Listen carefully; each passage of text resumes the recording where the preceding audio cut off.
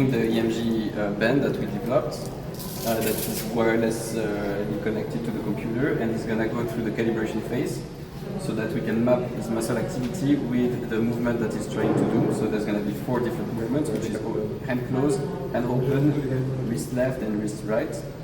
And then the 5th class is the resting position, right? And so the calibration should take 5 minutes, more or less, as soon as we can start. Yeah, then in the meantime, I can also explain the temperature. So then, the last, so there are 2 more components. So one is the temperature feedback.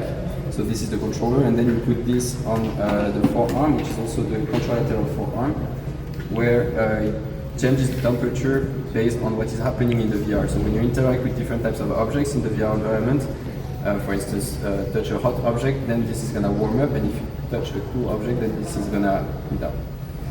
And then the last one is the bio bracelet.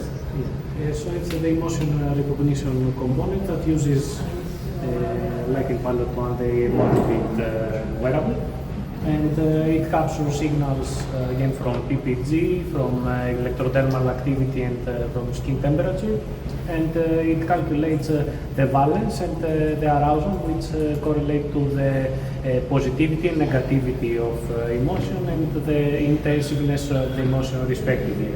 And based on that, an emotion is visualized that shows how the user is feeling while they are using the VR platform.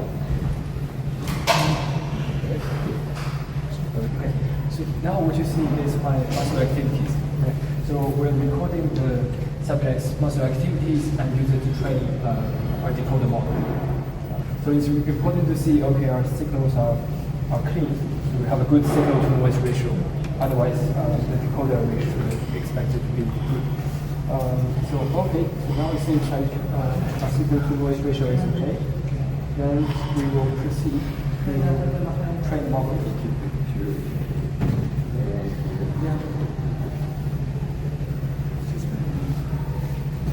Okay, so first I will ask the subject to follow a sequence of poses.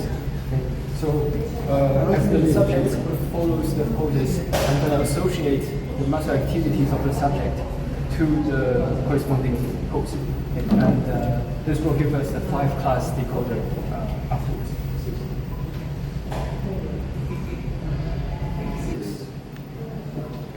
Okay, so now what is happening here is that this is the pose that he's supposed to perform, but since the timing between what we expect the person to be doing and what he's actually doing is very important, we already show him the next pose so that he knows already in which pose he should go after that, so that he can synchronize as soon as the image changes, he can change to the next pose.